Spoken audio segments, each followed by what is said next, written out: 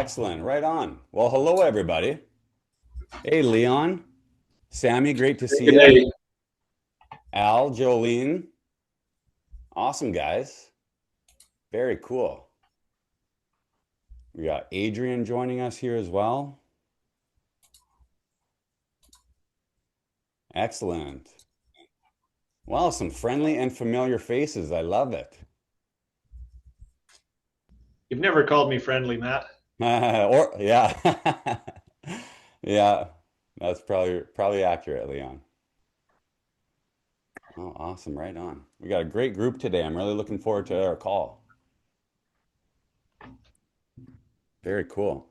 We got a couple people kind of still filing in here. Awesome. Oh, and Mo joining us as well. Beautiful. Very cool. I think I saw Adrian. Hi, Adrian. Hi, Hello, hello. Welcome. Great to see you. good to be here. Thanks for inviting me. Yeah, of course, 100%. Celebrities in the audience today. Yeah, no doubt. Scott and Scott, Mr. Ryan Brown, awesome. PJ, hello, hello. We got Brandon joining us. Very cool. Right on. Well, I'm very excited for today's call. It's great to see so many people in the audience to join us today, and I'm really looking forward to connecting with Rishi. For those of you who don't know Rishi, he's a special human being, and I'm really excited that he's able to take time out of his busy schedule to meet with all of us today. Rishi's experience and credentials is pretty extensive, so if you don't mind, I'm going to read out a short little bio to make sure I get this correct. I don't want to screw it up. But Rishi Bahari is a professional coach, consultant, teacher, and expert in the neuroscience of flow state and peak performance. He is the founder of Flow State Coaching and Consulting and Life by Design Labs. He's also the Associate Director of Business, Co-op and Career Services at the University of Victoria, and a lecturer at the Gustavson School of Business here in Victoria. And today he'll be sharing how to live, work, and play in flow and how to access flow state, boost performance, and train your brain to operate at its best. So thank you so much for being here today, Rishi, and I'm really looking forward to learning from you. Thanks, Matt. Thanks, everyone. Some familiar faces and some new people. Really looking forward to this session today. And I just want to start off by saying, use the chat, come off the mic. This will be pretty informal. In the chat, can people let me know where are you tuning in from today, which part of the world? We've got people from all over. So I'd love to hear and see that. And I also want to start with a question for everyone as well. Okay, we've got people in BC, Saskatoon, represented Vancouver. So the question I want to ask you all is, do you think it's realistic to be able to love what you do every day? Ooh, good Is question. that a little bit of a pipe dream, or is that something that is attainable? So just yes or no. Some people say Coach Verbeek says it's 100% possible, but I'm interested in hearing what people think. Or does the grind and daily reality of life make that, a little bit tough? Okay, so some of you seem to think this is possible, but there's some questions around how to access this. This is a question we're going to come back to today. So thanks for thinking about that, and this is something we're going to explore today.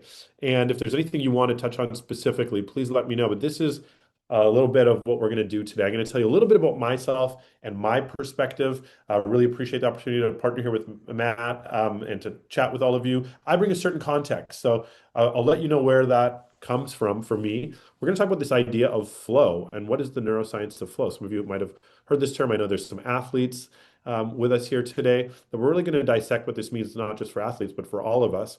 I'm going to talk about some of my work as a life design and career coach and some important concepts in navigating the challenges of life.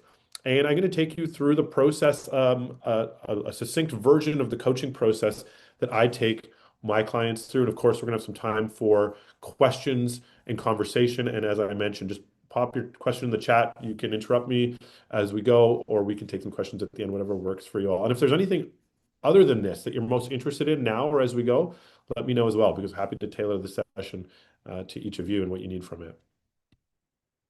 Okay, so I'm going to tell you a little bit about myself. In the merger of my personal and professional life, Matt told you about some of what I'm up to. Some other things about me are I love to surf. I moved to the island to surf more, and actually, a lot of the research around flow and flow states comes from extreme sports like surfing, where it's often a life and death situation. I love to travel. I've been to 3 World Cups. The next one next summer is coming to Canada, as well as US and Mexico. That's me in Qatar doing some interviews on behalf of Canada last year. Oh, sorry, I just maximized this. Let me shrink that for you. I grew up with dogs my whole life. That's a big part of sort of my upbringing with dogs.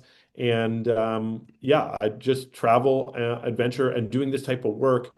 So it's really important to me. I've had the opportunity to be on some national and international forums. This is a TV show in Canada called The Social. I appeared as a business expert. And so for me, this is what I'm talking about today for each of you is also about how do you really bring together all of these different areas of life. And so I founded, coming out of the pandemic, Flow State Coaching and Consulting. I was working and teaching at Queen's University at the time. I'd been running my coaching practice, and I just realized that there was this gap in terms of helping people understand how peak performance can really help you design a career, and not only a career, but a life that you're really excited about. And I'm not sure what your version of this would look like, but for me, this allowed me to travel the world and to do some of the things I've always wanted to do as I was able to work with clients. And so some of that is surfing here on the island Tofino. I'm at the World Cup again in the bottom left. It's Iceland that you can see in the top right there. And then doing some whitewater rafting with some close friends in Jasper down there. And this work has led me to working with multiple universities, including my position with the University of Victoria and the Gustavson School of Business, where I am now. And I also went on to found Life by Design Lab. And so this is just really helping people figure out what their version of this looks like. What does your, collage of pictures look like? And I do, as I'm sharing all of this, want to take a moment to talk about the fact that this isn't all just the glossy version of life. A lot of the journey for me has been very hard, and it has been a struggle. And I will share some of what that's looked like for me. And this book in particular, there's a few chapters in it that talk about my upbringing in a family business, where before I did my master's, I spent 5 years and then another year there and really butted heads with my father at a pivotal time in my life, which, long story short, ended in him firing me via an email. So the email's title was Rishi's Future. And so around age 30, I found myself not sure what I was going to do with my life. And everything I'm going to go through with you today are the things that I did for myself initially in terms of figuring out what was out there, what made sense, what was in the science, what was evidence-based, what were, some of the top coaches and the people that you've heard of doing, and what was missing. And so I spent about 6 months where I really dove in and explored what was right for me. And everything I've done since that moment comes out of that period of my life. I didn't speak to my parents for 3 years after that. We have since reconnected, but I just want to share that the struggle and the hard times in our lives are very much a part of the journeys that we go on. And this is a picture of a Japanese art called kintsugi. And basically what they do is they take broken pieces of pottery and the like, and they put them back together and they celebrate the scars by painting them in gold or silver. And the idea is that the piece is more beautiful for having been broken and put back together. And my experience in life has been that it's a constant process of being broken and put back together. And the tools and frameworks I'm going to share with you today have taken me to some of the most peak experiences in my life, some of the moments that I've shared here. And they've also been the thing that have just helped me get by. And I know Matt and I have talked about this and shared our journeys. It's just been the thing that's helped me keep my nose above water at certain times in my life. So I hope that what I share today, whether it's in the difficult times or whether it's in the best times of your life, can be things that you can use and concepts that you can explore for the rest of your life that can help you make the most of life. And when the hard times come, that can help you put yourself back together and share your vulnerability as strength on your own journey. So, having shared all of that, I want to get into this concept of flow. And I just want to just check in with the group here. Feel free to hop off the mic or to put it in the chat. What are some of your ideas around what flow is? Do people have some idea of what this concept refers to? Okay, so I'm just going to open the chat here. It's got okay, I so think of being like dialed in or focused or, really like on point. right. Okay.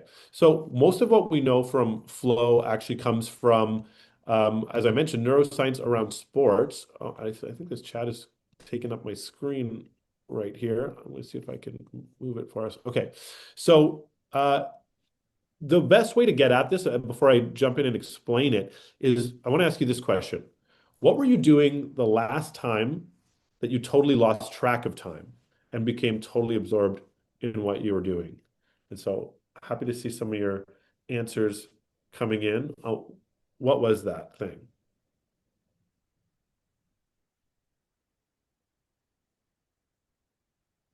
And so, Matt, if you don't mind letting me know, what are some of the answers coming in? I can't see the chat right now.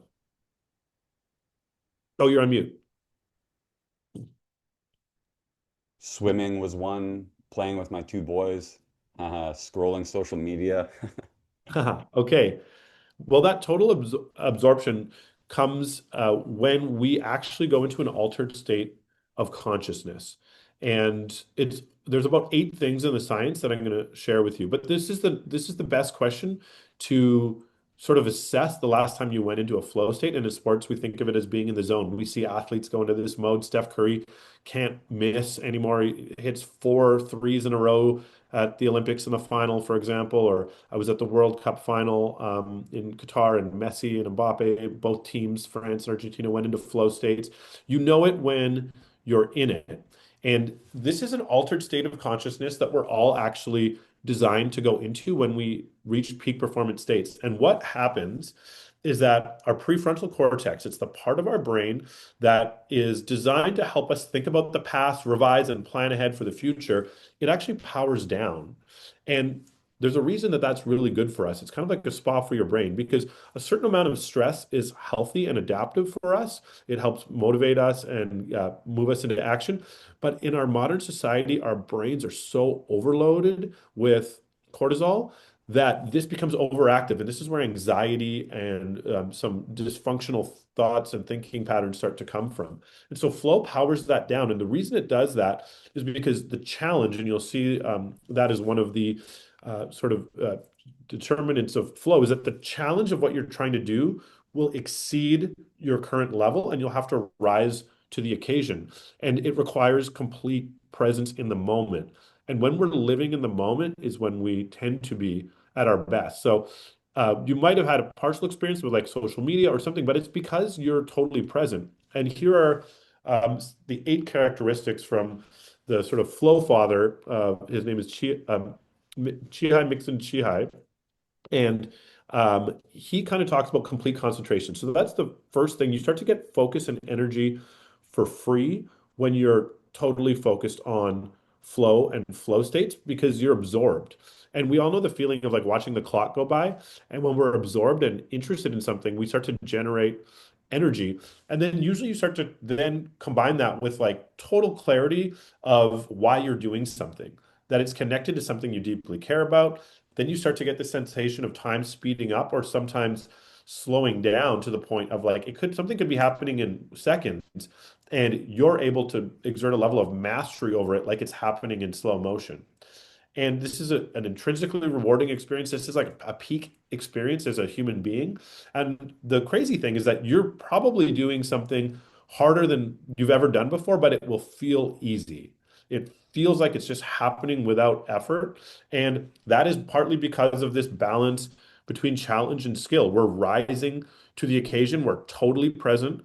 And part of what happens in the brain at the high level is your sense of direction actually changes as your prefrontal cortex powers down. You might be surfing, for example, and you start to feel like you're melded with your environment. The distinction between you and your environment starts to blur, and you start to feel at one with your surroundings as well. And there's the feeling of complete control and mastery over the task. And the person that talks about this the most in current literature is Stephen Kotler. And you start to realize that this is adaptive not just for sports, but in business. Productivity and creativity goes up in people's work. And I think that's a big part of what I wanted to do when I started to learn about flow and flow states. I realized that the world's best athletes and sports organizations and military are the ones that use this most. So, for example, Navy SEALs, when they train, whoever decides to take the lead in a given moment is followed by everyone else, almost like you could imagine like a flock type mentality. And the next person who takes the lead, everyone will follow. And they're just trained to do that because you can have individual flow states, you can have group flow states, you can have groups that pull people into flow, you can have people that pull groups into flow. And sports, again, is an easy place to see that. And the more you study flow, you start to realize we actually celebrate flow. We go watch athletes, we go watch musicians, we celebrate art and artists, and we pay big money. EDM music is the fastest growing type of music in the world because people get into collective flow states uh, together. And we tend to just glorify and celebrate it, but we don't bring it into our own lives. We kind of think, oh, that's for other people. And what I really want to do today is to show you you can live, work, and play in flow as you start to understand the role that this plays in your life. And I'm a big movie fan and a bit of a nerd. You'll see some of those themes come up through the presentation. But you start to notice that, especially in action movies, the climax of every movie is typically the protagonist, he or she or they going into flow state. You can think of The Matrix. You can think of Avengers when Captain America picks up Thor's hammer. Basically, a movie builds up to the point where the protagonist will go into a flow state, and that's usually when we're cheering and getting excited. So this applies not just in sports, but in our work and in our hobbies and in our pastimes as well. And I really want to help democratize the knowledge around flow and flow states and peak performance states. As you investigate more about this is some of the literature. There's a more recent book called Nar Country that Stephen Kotler's put out. You can also go to Flow Genome Project, and you can see here there's four archetypes of how people tend to get into flow. And one or more may be true for you, but you can see they range from crowd pleaser to flow goer, hard charger to deep thinker. So to quickly break those down for you, I'm a hard charger. That means like for me, it's kinetic action, adrenaline. Like before a big talk or something like this, I'm usually listening to Calvin Harris or some kind of music. I'm jumping around. I get psyched up that way before a big talk, a keynote, or a performance. For other people, it might be in isolation. It's just like getting alone with your thoughts might be the way that you get absorbed. For some people, it's getting absorbed into their environment, going with the flow, so a flow goer. And some people, you put them in front of a crowd and it just turns on. And so I would invite you to start thinking about when are you losing track of time? When is time speeding up or slowing down? When are you attempting challenging things and are you totally absorbed? And what are some of the things that you had done in advance to help get you into that state? So I just want to pause there because I've kind of thrown like a fair amount of high level like neuroscience at you. Do people have any questions about any of what I've shared so far around flow and flow states? But feel free to come off mic and ask a question or share a comment.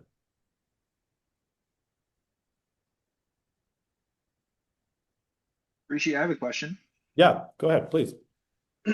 I'm curious if the psychometric literature or anything else to your knowledge is some provides some indication of different kind of personality characteristics that might predict uh, what type of flow profile might be best suited to an individual. Do you know anything about that? Yeah, so a couple of things. I know like, military, they start to screen for people that will go into flow and flow states with each other and collective flow. And there also, I'm going to talk about strengths and weaknesses and how they play in. And so that's going to be another part of what we talk about today. I think what's, the most important piece here is like you can get more nuanced in understanding how you get into this, but I think understanding actually the general side of it, that this is a universal human experience that we are been wired for and built for over time.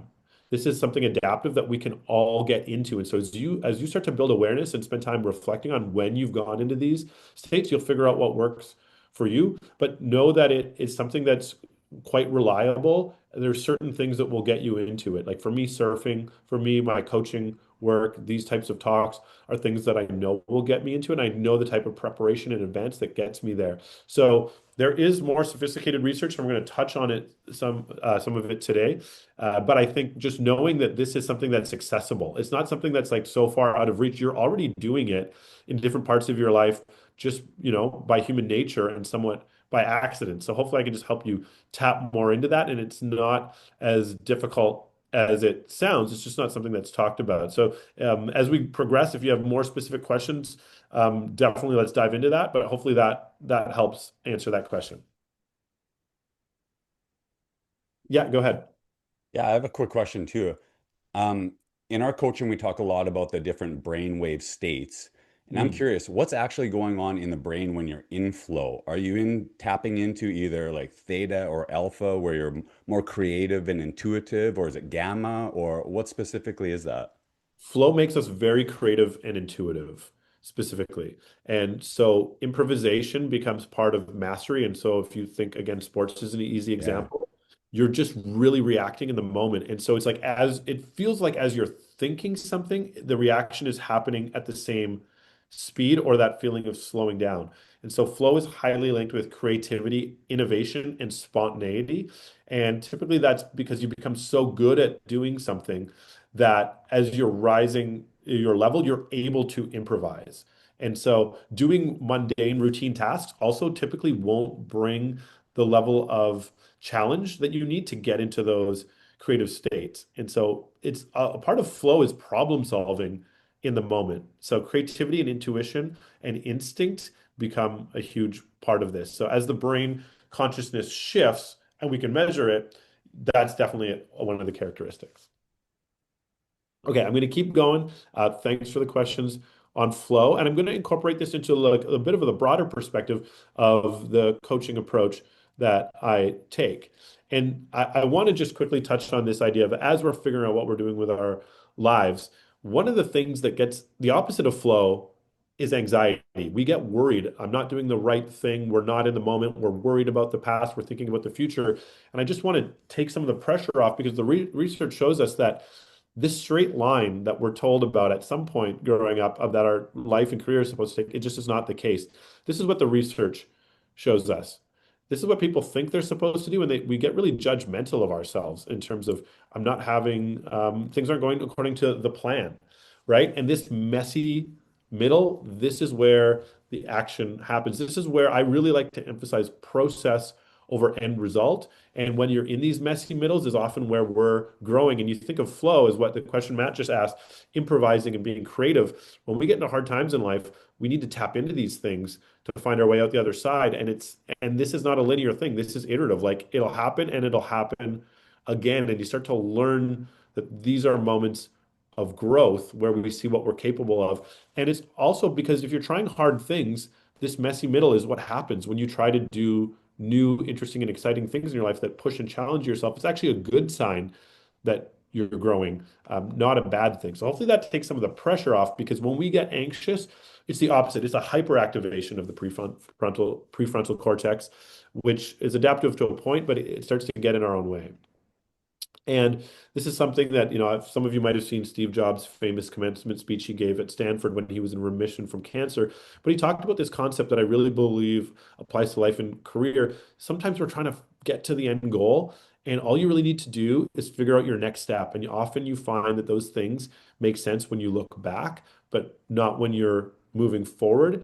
And so I'd like to take some of the pressure off of we'll go through some exercises together today.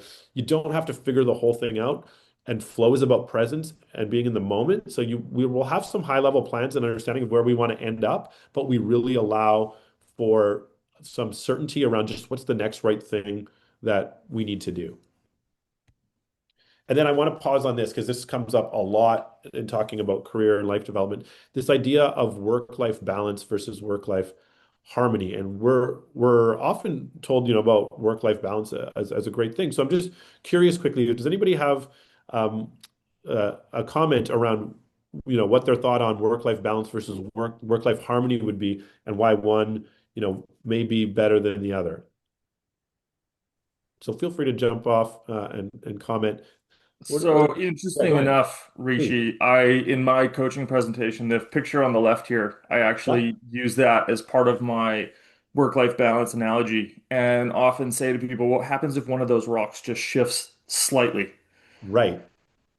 And And the whole thing comes down, and I think it's super important for people to understand that it's not really balancing, 50-50. It's what do you need to be in order to handle everything else that's going on? So what do you have to do for yourself right. in order to show up for the other 22 hours in the day?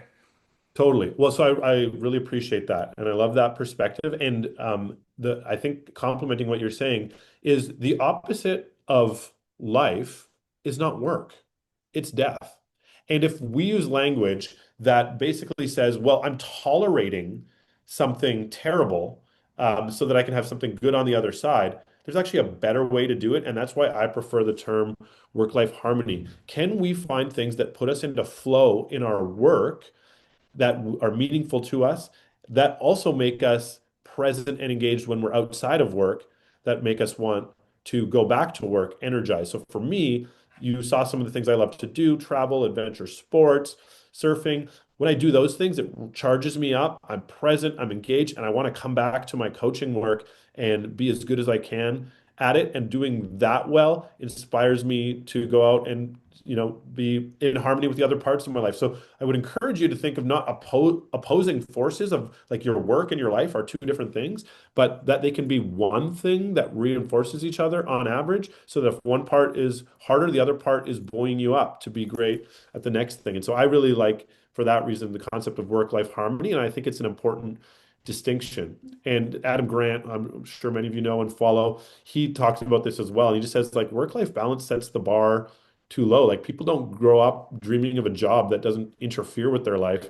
Like we can really help people as coaches, or we can for ourselves find ways to build a life. And that's why I called,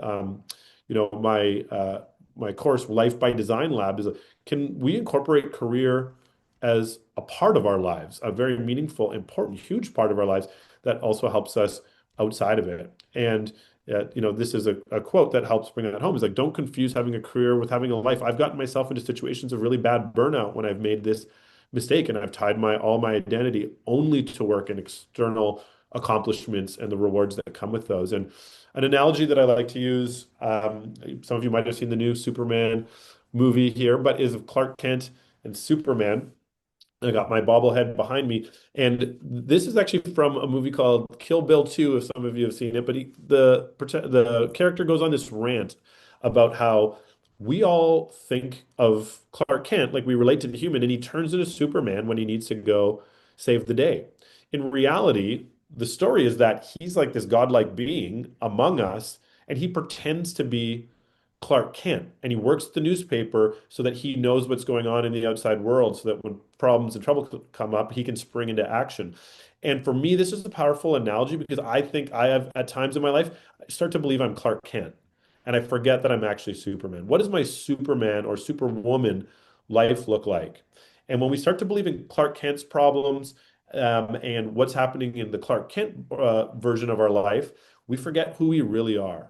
And remember that Clark Kent is here as part of, in terms of that harmony, to serve Superman. So I'd encourage each of you to, I hope that analogy helps you think of, when am I getting into the minutia of things that aren't as important in terms of the things that are most important to me in life. And for me, my Superman life is travel, it's relationships, it's people. And I try to remind myself with this bobblehead and other reminders in my life of when I get too sucked in to things that don't matter, what am I really here for? Why am I doing all of this? And when we're in flow and flow states, we're inevitably in our Superman or Superwoman phases of our life. We have superpowers that we can use. And so that's where I'm going to go next. So we're going to go into Menti. And in the chat, at the top of the chat, I'll put in a link to menti.com. And you'll see there's a little password that you can enter, a numerical password. And so you can enter this at menti.com. And I want to ask you guys a really important question for what we're doing today. And that is, what is it more important to focus on, our strengths or our weaknesses? And we're going to see, I'll put this up here for you. We're going to see our anonymous answers come in here. So let us know as you get a chance to sign in, put that code at the top at menti.com, and let's see what this group thinks in terms of strengths and weaknesses.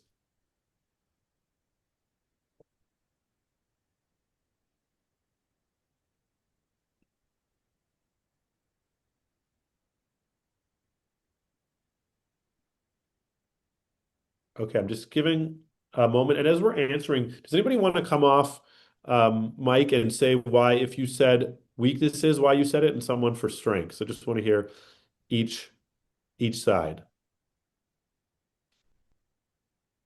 Let's start with weaknesses. Who's willing to share why they answered that way?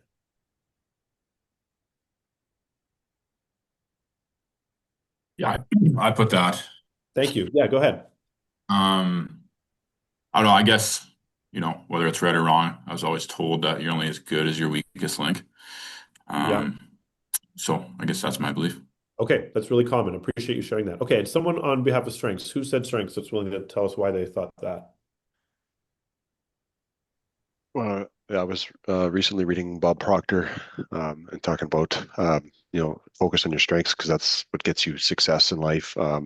Everybody has weaknesses, and you can deal with weaknesses in other ways. But there's no point in dwelling on things that are holding you back when you can focus on the things that can pull you forward instead. Okay, appreciate that, Scott. Okay, so this is really important, and there is some nuance here, but if you remember one thing I say today, this comes, so a part of my work, I work with the Canadian Olympic team, and we, look at what works for the high level athletes getting into flow and flow states. The number one predictor of success ahead of anything else is playing to your strengths. This does not mean that our weaknesses aren't relevant. We need to build awareness around both. But playing to your strengths, again, I'll say it one more time, is the number one predictor of success. Success becomes a byproduct. And to answer further the earlier question about getting into flow and flow states, playing to your strengths is what will take you into flow states. And it is so common. I ask this question all the time. And you guys, the amount that we have been brought up to focus on our weaknesses, it is not our fault. This was drilled into me over and over growing up. Focus on your weaknesses. You got 9 out of 10. Where was the other? What did you get wrong? Focus on that. And I'm going to tell you a really quick story from my life.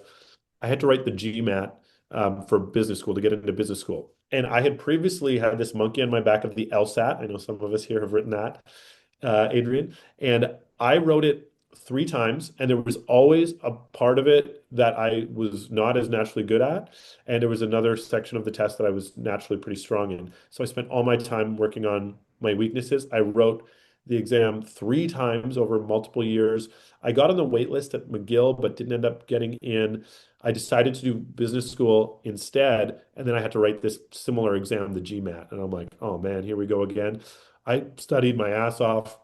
I worked really hard, and I went to write a practice exam and did decently. I decided to go play soccer to get my mind off things. And while I was playing, someone I felt kicked me in the back of the leg. I had just taken a shot. Goalie tipped it off the post. I usually take the corner kicks. I was going to go in and take it, and I feel someone kick me in the back of the leg.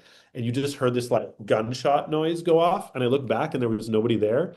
And I knew immediately what had happened. My Achilles tendon had snapped. Um, so I ended up in the hospital and I'm like, I got to write this test tomorrow. And they're like, you're on morphine, kid. Like, you're going to be coloring on the screen with a crayon. So it took me a year to learn to walk. I was 3 months. I couldn't walk at all. I was in the swimming pool. I was on crutches. I was on a cane. And a year later, I had conditional sort of acceptance, barring writing this exam to Queen's University. to the business school, and I was like, man, this thing. I wrote another practice test, worst mark I'd ever gotten, and I thought I've just got to write this thing. I've been practicing for my weaknesses. I wrote the test and it was like I felt like I'd managed my time well because you have to time yourself to finish. I answered the questions to the best of my ability. The stuff that I normally was good at felt really hard, and the stuff I normally struggled with felt better than usual. But it's hard to tell because it's an adaptive test and it changes depending on how you're answering. And I got my results back and I did below average on the stuff I normally struggle with. And I got close to 97th percentile in the world on the stuff I was strong at. And it gave me just a good enough score to get into Queens. And they were like, if you work your butt off, we don't have people as good as you at what you're good at, and the stuff that you struggle with, you're gonna have to work your ass off. And I was like, deal, I'm in. And it was this aha moment for me. I was like, I didn't realize every time I was writing a practice test, I was actually getting better and better and better at the thing I had an aptitude for, to the point where I was among the best in the world. And this has come from someone who thought they were too stupid to get into professional school. I thought like I'm never going to be able to do what I want with my life. And I just realized I did it by accident by getting better at my strengths. And so it was a really profound learning moment for me. And it's important to be aware of your weaknesses because your weaknesses are also other people's strengths. And you can bring in people and things around you to create really strong teams. Or if you're working on your own, then you want to bring people, processes around you to support the things that you know that you're, not naturally as strong in. So I'm going to hop back over to our presentation here. But I appreciate you letting me share that. And just remember, success is achieved by developing our strengths, not by eliminating our weaknesses. Sports example, Michael Jordan played baseball and basketball. He was actually a pretty good baseball player, but 6 rings when he played basketball. So think about, for you, what are your superpowers? What are your strengths? And this is a free test you can take. I like to use Clifton. That's about $30 with clients, but this is a free one. It's called High Five. You can go to highfive.com and take this free test. It's about 20 minutes. But you can see here, these are my top 5 strengths. Um, and I have built a career intentionally now going, what would happen if I did this on purpose? If I really use the things that I'm best at? And you can see storyteller, coach are in there. And when I did this, it was just like lighting my life and career on fire. And I started to love the process. I started to go into flow and flow states.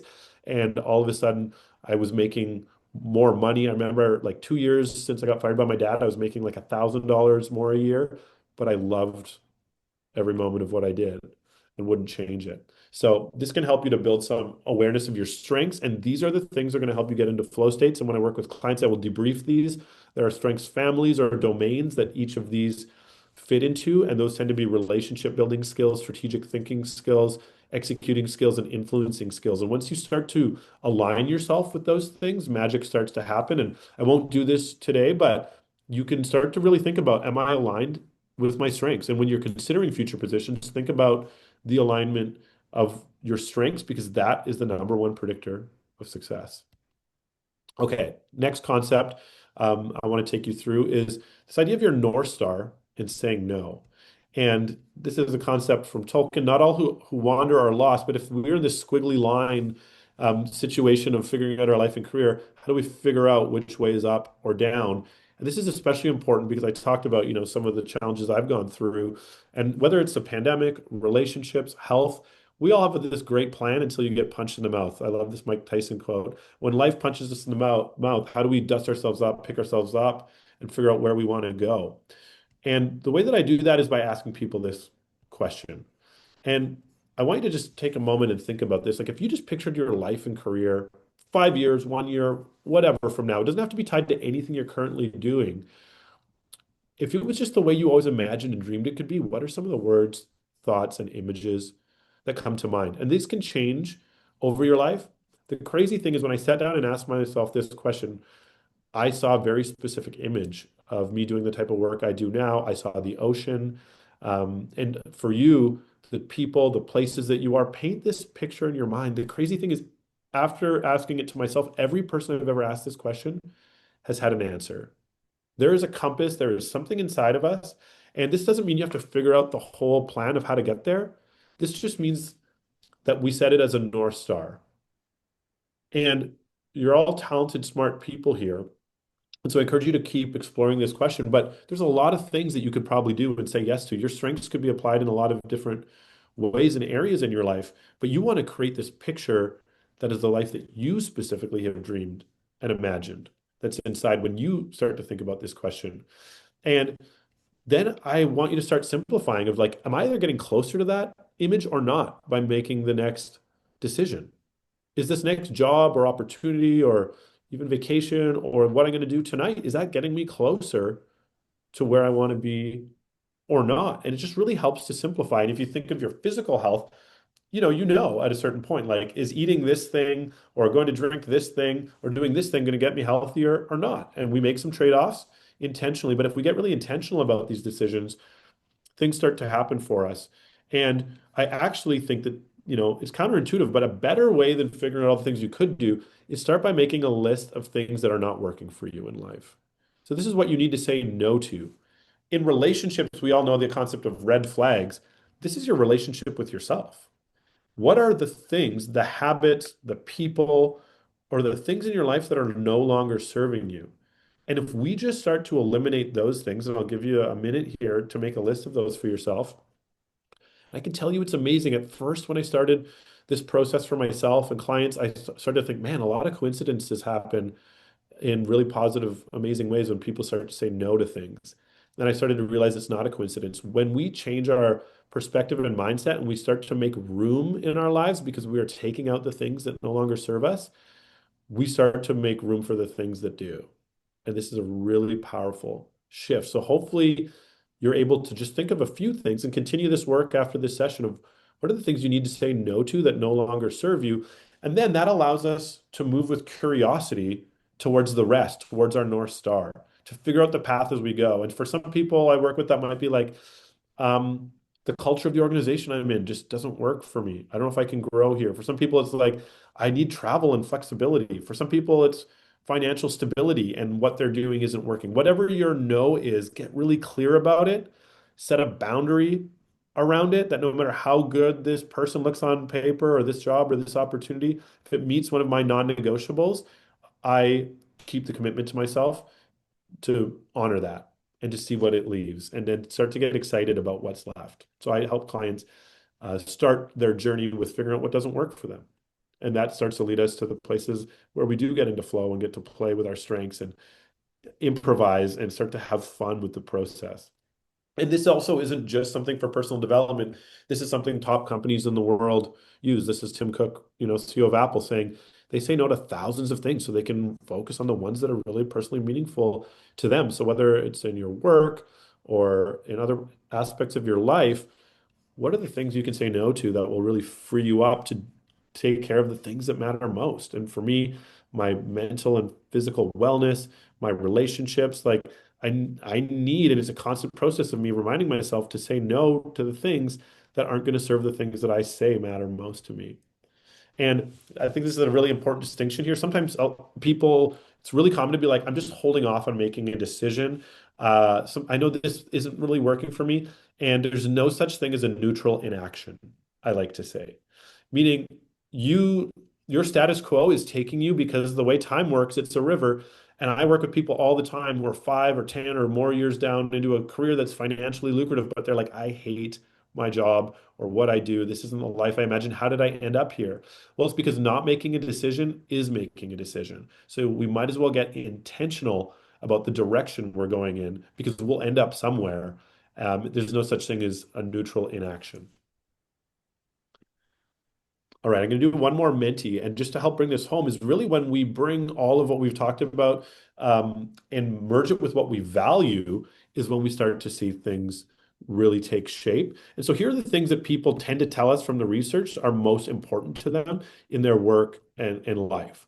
And so I'm going to go back over to Menti here, and you're going to get a chance to give us your anonymous answers about the things that are most important to you, and we'll get a little group ranking of this mastermind community group and what's most important to all of you. So we've got meaningful work, interesting work, work-life harmony, connections, influence, and of course, money is always a big piece of the puzzle in our lives these days. And we'll see what's important to this group as you guys get your answers in.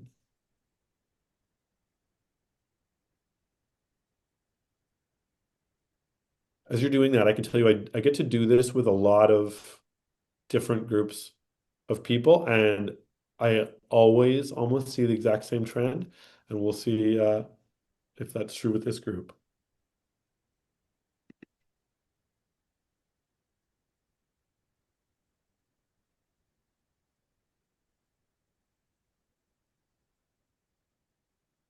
So you rank your top three in order. What I want you to think about as you're putting your answer in, are you making decisions in your life based on this?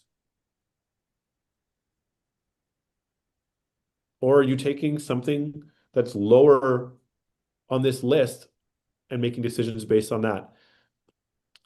Okay, these answers right now are exactly what I see. When I work with students, they always put money in the top three. When I work with professionals at this stage of life, money always comes in fourth after those top three. Interesting. And the value of it is because people start to realize, and as I say that, money jumps into number three. And if you live in Victoria, maybe that's justified. But meaningful work and work-life harmony are more important to us. And the question here is, are we making decisions in alignment with what we value? I reached a stage in my life after some of the rebuilding I told you about, where I'd left the family business, restarted my career of working and teaching in post-secondary, and I had a couple job offers. And one was staying in Saskatoon, where I was at the time, working at the university, taking a director role and a lot of money. The other was moving out to Toronto, to Queens, increased cost of living, and working with some real experts, high level people. And but it paid half as much. And it was like I sat down and looked at what was important to me. And for me, it was this meaningful, important work.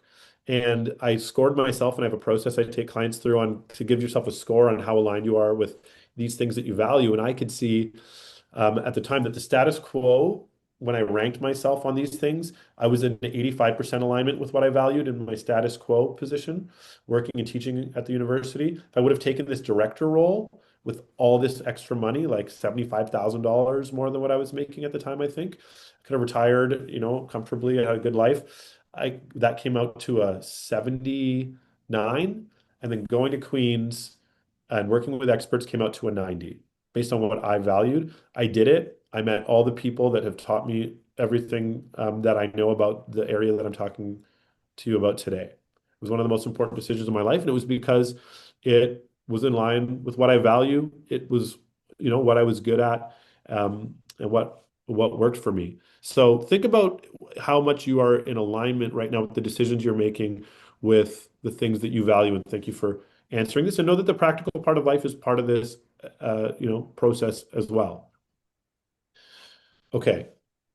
And so there's some questions for reflection. Do your top three values align with your current and prospective decisions that you're making in life? Is anything missing, from the way that you're operating right now? And I think this is so important because once we know what we value and what we're good at, then we start to become of service. There's a very self-focused part of these journeys of like, that I've been on of like, what do I want to do with my life?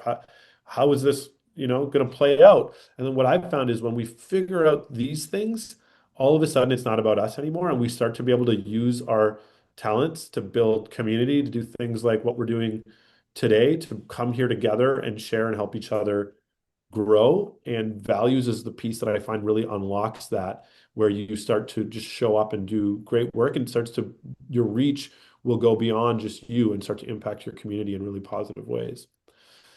And I think this is just a reminder that, success is not a goal. It is a byproduct of us being really good at doing things we love doing and working really hard at them.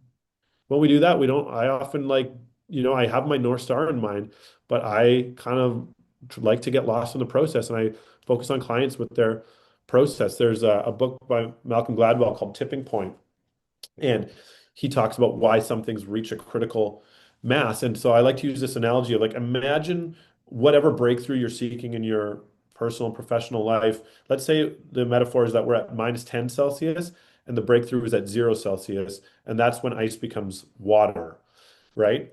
As coaches, our job is to help you with accountability and managing the emotions because you could be doing all the right things and you got to -7, you got to -5, you got to -4. And life doesn't give us these clear measurements and indicators that we're doing the right things because guess what? It still looks like ice.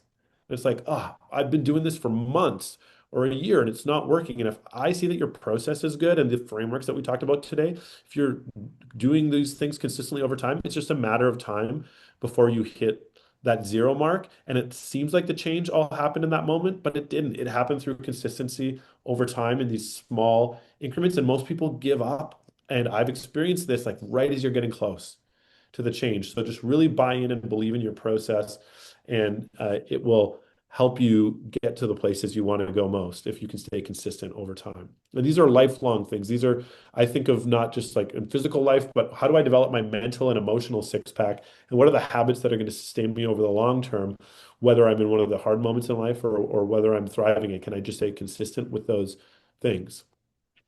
So, just to summarize some of what we've chatted about today, knowing and playing to your strengths and spending time in flow in all areas of your life is the number one predictor of success. It's also the predictor that you're going to enjoy the process. I don't believe in discipline as doing something you don't like long enough to get to a goal that you want to get to. I believe in discipline as being so in love with your process that for sessions like today, like I can't help but to get out of bed and want to come and do this and get up early and go to the gym so that I'm ready to do this. This is, really what is going to predict that you're not only going to have success, but you're going to enjoy the process. And there's also research to show that when we don't enjoy the process and we reach big milestones, they're empty. They don't sustain us.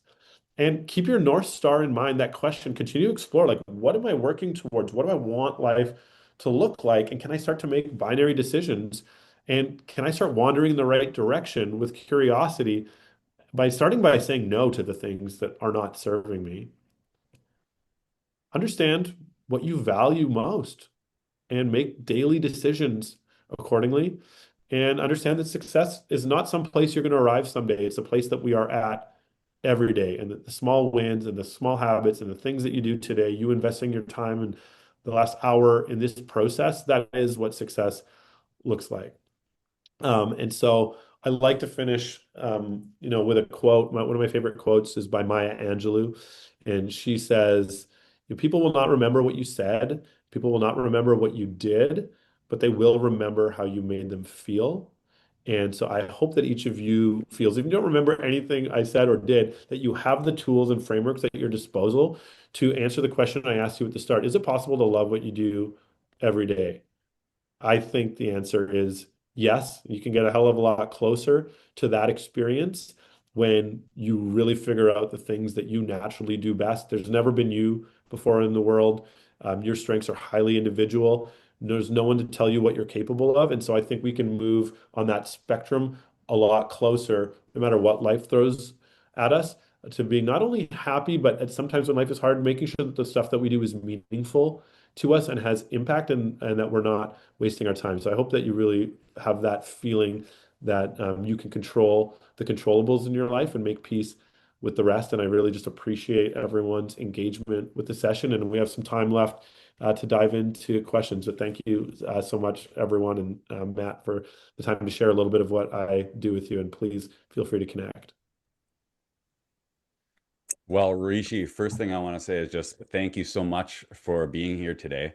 I don't know about the rest of you, but I took about 3 pages of notes and really appreciate the insights, the information. Personally, I had a number of aha moments, and there's certainly a number of takeaways that were really powerful. And I'm sure that there was many people here today that feel the same way. I have a few questions personally, but I want to open it up to anybody else who would like to maybe either ask a question or share a comment. I have a question, Rishi. Thank you for this. This is phenomenal as always. I too have many notes. Question for you. So it's obvious that you've developed this kind of process and map over time. What is the most recent tweak that you've made to this process for yourself?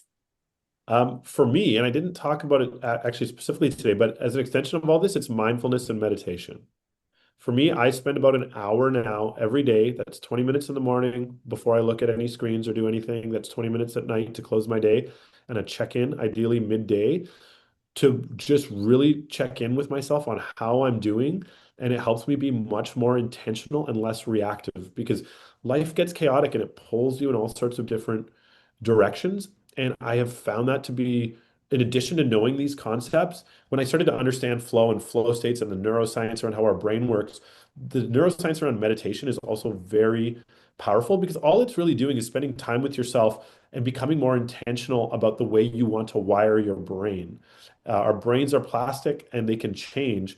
And I have just found that to complement all of this, the biggest tweak I've made is spending that time with myself, committing to that daily practice for the rest of my life, just the same way that I brush my teeth or I get to the gym or I try to eat well. I realize that, oh, the most fundamental part of all of this that's controlling this is my brain. And I meditate not only for my brain, but what I would call my heart as well. And so I think that that has helped me navigate all of this and really pull it together in a way that is more powerful over time than I've experienced. And also, but for a while, it was like, I'm doing this, like, I don't know how well much this is working. And now that tipping point idea, I've started to see coming out the other side of sticking with this. And it's been about 9 months now for me, coming off of a really difficult period in my life, that I've been consistent with this. And I can start to see, it's kind of like if you've been working out long enough and you're like, oh, I've got some new muscles. I notice this space between something difficult happening in my life and a pause where I can choose my reaction to it, or at least have more momentum to pull myself back. And so whether that's habits or all sorts of things that we all as humans do that aren't good for us, I just find that I spend less time going down those rabbit holes. I can pull myself back more quickly, or I can avoid them. And it's been meditation and mindfulness that has helped me just really apply all of the stuff we talked about today even more so. So thanks for that question, Adrian. I've got a quick question, Rishi. Well, maybe it's a quick question.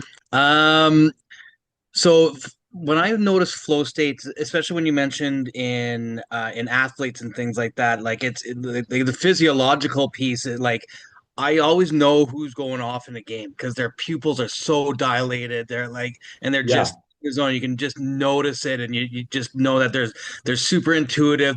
They're almost moving the defenders, kind of thing in a game. Like instead of them moving around the defenders, they're almost moving defenders around and things like that.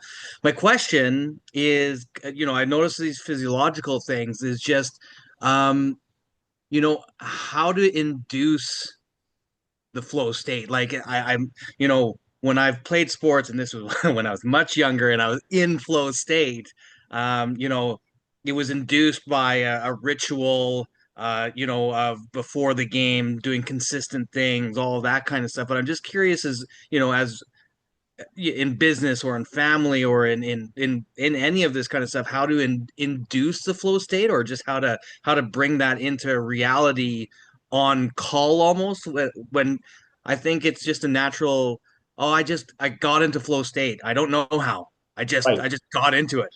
So Thank maybe I'm asking a question there, but just how to induce it, or how to figure out how to get a pattern to induce that. Absolutely. This is a great question. I'm going to dive in. And by the way, I'm happy to stay over time if people have extra time in answering some more questions. So, PJ, what's your sport, by the way, that you're referring to?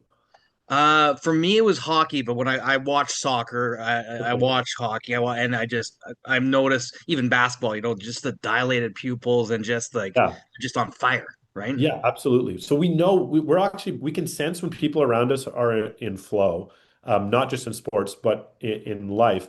And part of this, there's the individual flow, and I think that's just like taking the test that I mentioned in terms of like your archetype of getting into flow and starting just to pay attention to this. Like, when did that happen? What was I doing before? But there's also group dynamics. If you're thinking about work, it's psychological safety. And that's because that freedom to feel creative and innovative starts to happen when you feel safe, number one. And so getting into group flow, one of my favorite quotes in all my work is culture eats strategy for breakfast.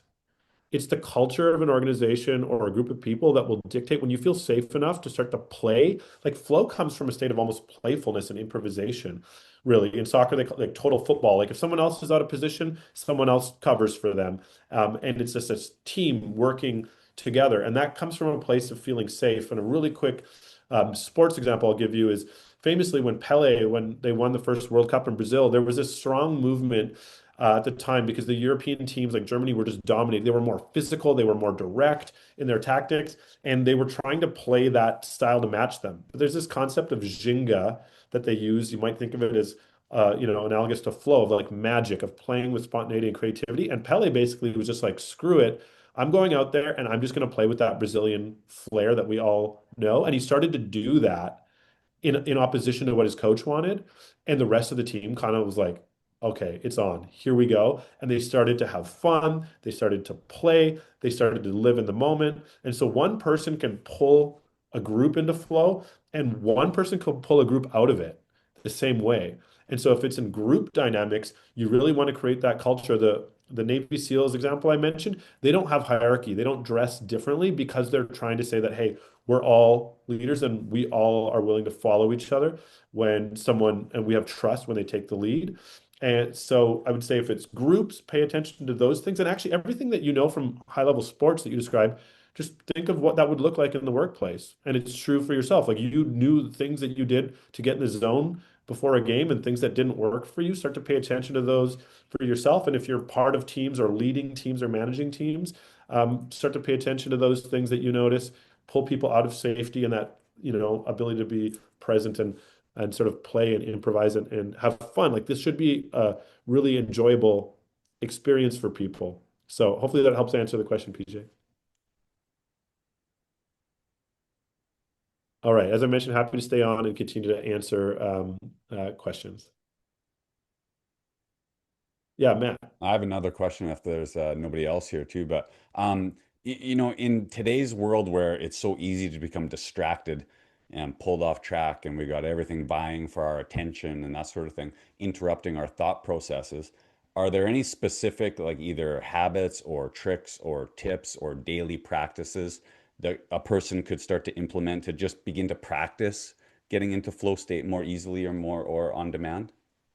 Yeah, I think number one is just start to notice when you've had the experience. You'll be like, oh, it'd just be as simple as like, we talked in that session about that sense of time changing. I had that when I was driving home, or I had that briefly, and start to just notice. So just building awareness, a very low pressure first step. I did mention mindfulness and meditation, spending some time reflecting on your day. And just at the end of the day, if you're like, hey, what felt good today? What didn't? When we tend to play to our strengths, things feel easy and flow. And then when we are in friction, if you notice moments of friction in your life or day, typically those are because you were doing things that you find hard or challenging. And that might be because you just need to build some more skills or more reps, but it might be because like those aren't things that maybe I should be doing. And then when you think of the idea of flow, you think of like water, of like ease and versatility. So pay attention also to moments of friction in your life and keep a journal or build a little bit of mindfulness around those things.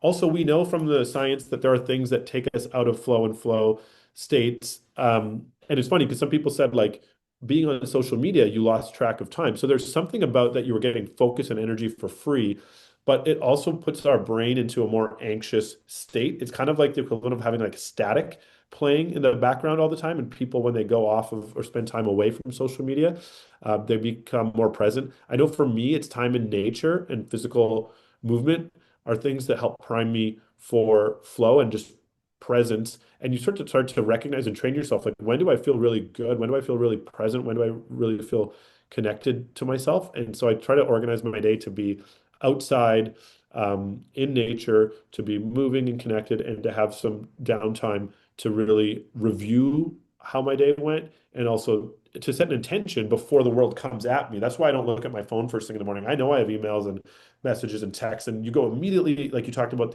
like you're in alpha wave state in the mornings. It's a very susceptible time of day for your brain. And if the first things you put into your mind are random, then you're kind of playing roulette with yourself. I've learned that lesson the hard way. We keep relearning it. Yeah. Yeah, happy to keep going. Other questions or comments or feedback from people.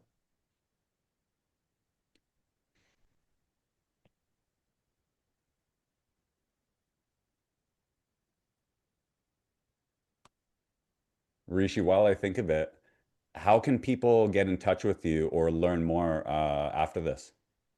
Yeah, well, definitely use the resources. Check out Stephen Kotler's stuff. My info is here. Connect with me on LinkedIn or Instagram, or you can email me.